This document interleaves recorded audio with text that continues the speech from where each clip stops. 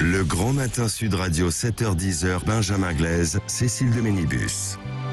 8h16, le petit déjeuner politique ce matin, c'est Yann Brossa, directeur de campagne de Fabien Roussel et maire adjoint à la mairie de Paris. Bonjour Yann Brossa, merci d'être avec nous ce matin sur Sud Radio. La campagne présidentielle de Fabien Roussel, la question du vote utile, à gauche, le meeting de Zemmour hier, sans oublier l'Ukraine et les propos de Joe Biden. Nous allons y revenir dans le prochain quart d'heure, mais d'abord la situation très tendue en Corse hier avec de nouveaux affrontements entre la police et plusieurs centaines de manifestants. Certaines organisations indépendantistes accusent des CRS d'avoir chanté la Marseillaise le jour des obsèques d'Ivan Colonna. Ce matin, si c'est avéré, il faut regretter ici une provocation policière ou bien condamner avant tout la violence des indépendantistes corses.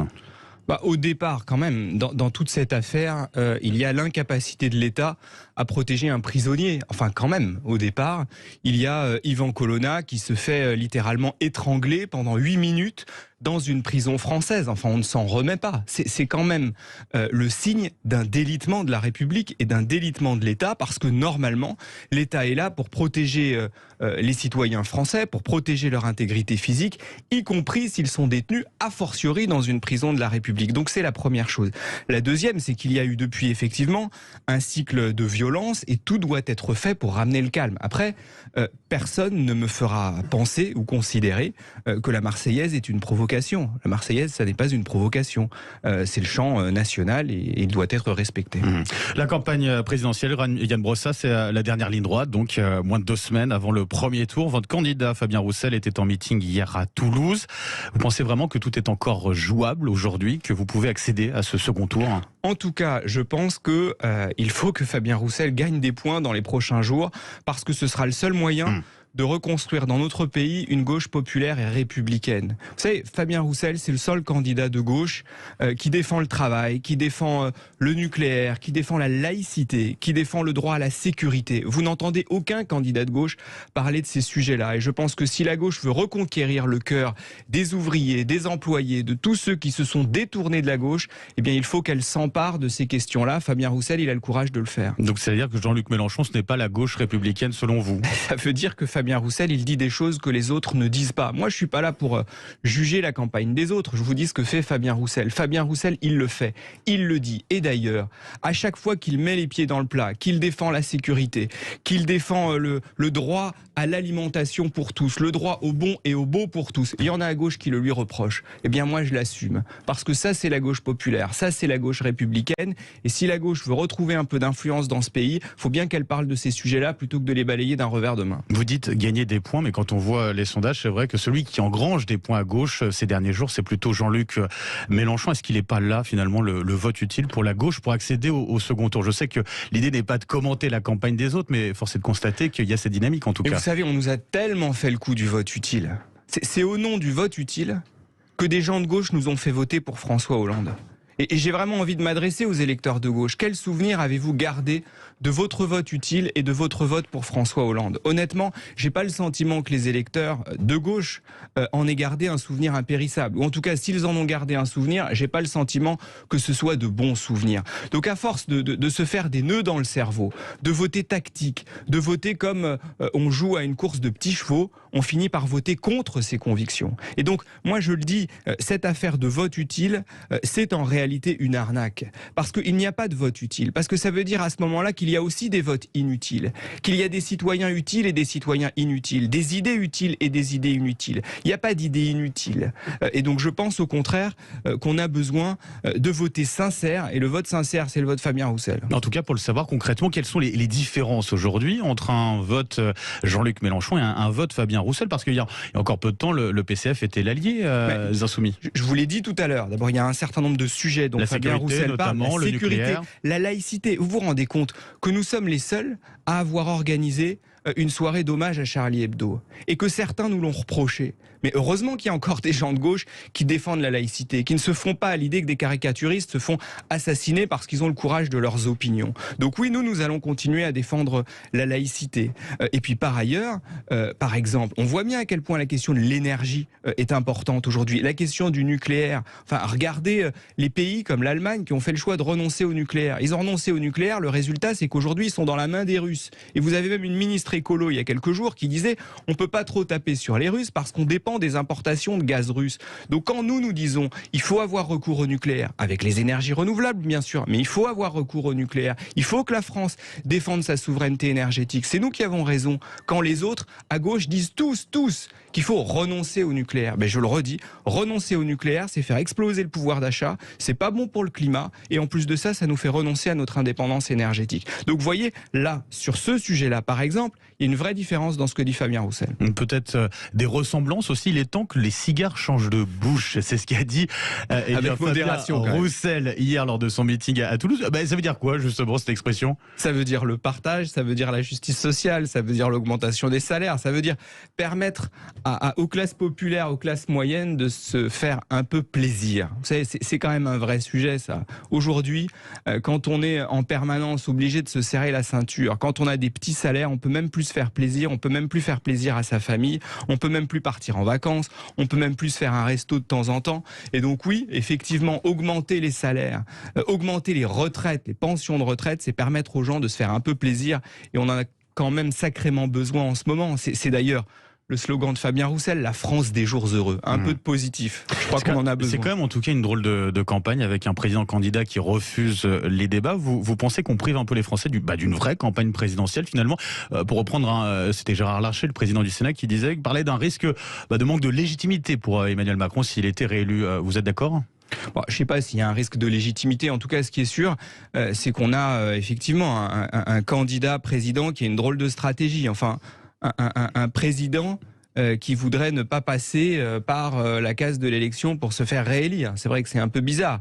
Il a juste oublié que pour être président, il faut d'abord être candidat. Par définition, dans une démocratie en tout cas. C'est vrai que ça donne un sentiment un peu étrange. En tout cas, campagne un peu étrange, vous le dites. Hier, le président Emmanuel Macron, on continue d'en parler, il s'est agacé des polémiques qu'il y avait autour du cabinet de conseil McKinsey. On en parle depuis quelques jours sur Sud Radio. Il a démenti toute combine et appelle ses détracteurs à aller au pénal s'ils ont des preuves de manipulation. Vous estimez qu'on est potentiellement ici face à un scandale d'État ? Bien sûr. Et d'ailleurs, je voudrais féliciter Eliane Assassi, qui est la sénatrice communiste, qui a présidé cette commission d'enquête sur les cabinets de conseil. C'est une honte cette affaire. C'est une honte à double titre. D'abord parce que, au lieu d'avoir recours à l'administration, ça sert à rien d'avoir une administration si c'est pour la contourner en ayant recours à des cabinets de conseil privés, en partie étrangers d'ailleurs. Ça, c'est le premier scandale. Là-dessus, c'est pas illégal en tout cas. Oui, c'est pas illégal, mais enfin, c'est une absurdité. Si vous avez des gens pour faire le job, c'est pas la peine d'en payer d'autres pour le faire à leur place.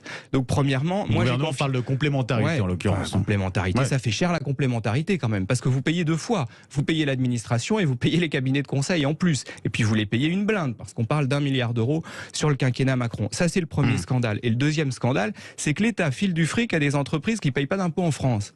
Ça, c'est quand même énorme. Parce qu'en l'occurrence, cette boîte s'est débrouillée pour faire de l'évasion fiscale, enfin de l'optimisation fiscale, en localisant ses activités dans le Delaware. Delaware, où il y a plus d'entreprises. Oui, Delaware, c'est cet État américain dans lequel il y a plus d'entreprises que d'habitants. C'est-à-dire qu'en fait, vous avez juste des boîtes postales pour ne pas payer d'impôts.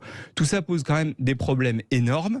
Et je pense effectivement qu'il faut faire la clarté sur tout ça. Et en tout cas, avec Fabien Roussel, nous disons que nous cesserons d'avoir recours à ces cabinets de conseil. Le travail de l'administration, il doit être fait par l'administration. Elle est payée pour ça. Et d'ailleurs, il y a plein de gens compétents dans notre administration auxquels on ne demande plus rien, justement parce qu'on les contourne pour avoir recours à ces boîtes privées. Donc, pour vous, il y a urgence aujourd'hui à ce que la justice se saisisse sur cette affaire ? Absolument, absolument. Et vous m'interrogiez tout à l'heure sur l'utilité du vote. Vous voyez, l'utilité d'avoir des élus communistes, c'est par exemple cette sénatrice communiste qui a fait éclater ce scandale. Alors c'est vrai que nous, on ne fait pas beaucoup de mousse médiatique quand on fait un certain nombre de choses, mais en l'occurrence, c'est nous qui l'avons fait. L'actualité également, Yann Brossa, c'est le meeting d'Éric Zemmour au Trocadéro. Hier, le candidat qui affirme ne pas avoir entendu les Macron assassins scandés par la foule. Est-ce que vous y croyez déjà qu'il ne l'ait pas entendu, ça ? Honnêtement, j'en sais rien. J'étais pas là et je suis pas là pour entretenir des polémiques. En tout cas, ce qui est sûr, c'est que ces propos n'avaient pas lieu d'être tenus. Ce qui est inquiétant, c'est que ces propos-là étaient tenus. C'est-à-dire, c'est circulé, il n'y a rien à voir, ils ont été tenus, ces propos. Alors le candidat, on le précise, en l'occurrence Éric Zemmour, dit qu'il n'a pas entendu, il condamne l'expression, qu'il ne reprend pas à son compte. Ça, c'est son équipe qui le dit, c'est-à-dire qu'en gros, finalement, on ne fait pas de bruit là-dessus. Non, mais en tout cas, les électrices, les électeurs peuvent juger sur pièce. Et ce qui est sûr, c'est que dans les meetings de Fabien Roussel, vous n'entendrez jamais ça. Vous entendrez des critiques sur Emmanuel Macron, assurément, et des critiques parfois véhémentes et fortes, parce que nous contestons sa politique, mais vous n'entendrez pas des propos pareils, et nous ne traitons personne d'assassin d'ailleurs. Selon vous, c'est Éric Zemmour qui est responsable justement de ces propos tenus par certains de ses militants? On est en tout cas un peu responsable de ce qu'il se dit dans les meetings qu'on organise, assurément. Marine Le Pen, quant à elle, a été chassée d'un plateau télé en Guadeloupe. Est-ce que vous condamnez cette prise à partie? Aucun candidat, finalement, n'a à être traité de cette manière-là? Moi, je pense que le débat démocratique doit avoir lieu. Dès lors que on a des candidats à la présidence de la République, ils doivent pouvoir s'exprimer librement.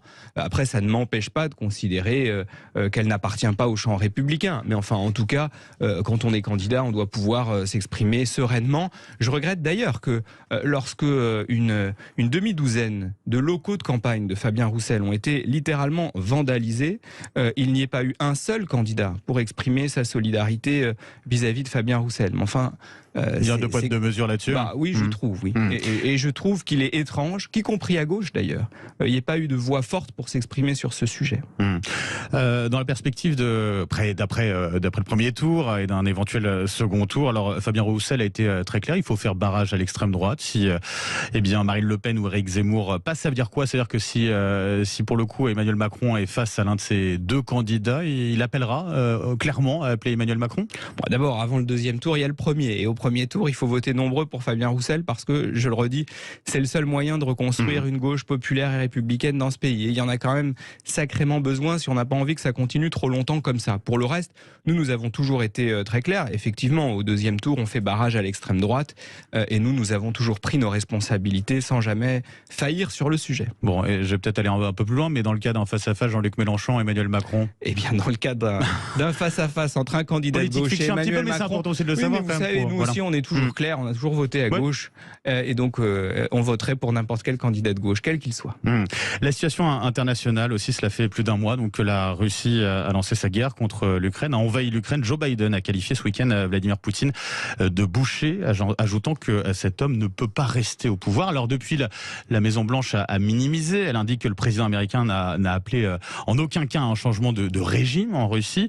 C'est quoi, c'est une bourde ici de Joe Biden ou il est vraiment tout simplement allé trop loin? Je ne sais pas si c'est une bourde, en tout cas c'est pas très aimable pour les bouchers qui font un travail difficile et très utile. Et d'ailleurs Fabien Roussel défend les bouchers. Il a d'ailleurs rencontré l'école de la boucherie il y a quelques semaines. Plus sérieusement, Vladimir Poutine est à l'évidence un autocrate, un dictateur qui mérite d'être combattu. Et d'ailleurs, nous avons toujours dit les choses très clairement sur le sujet. C'est la raison pour laquelle nous défendons les sanctions diplomatiques, économiques contre la Russie. Emmanuel Macron donc a eu raison de désapprouver les propos de Joe Biden, d'appeler aussi à une désescalade. Et puis par ailleurs, oui, effectivement, parce que il va bien falloir à un moment donné rediscuter avec Poutine. Si on a envie que toute cette affaire atterrisse et qu'on sorte de ce cycle guerrier dans lequel il s'est engagé. Donc il ne faut pas tenir de propos qui empêchent ensuite d'entretenir un dialogue avec lui.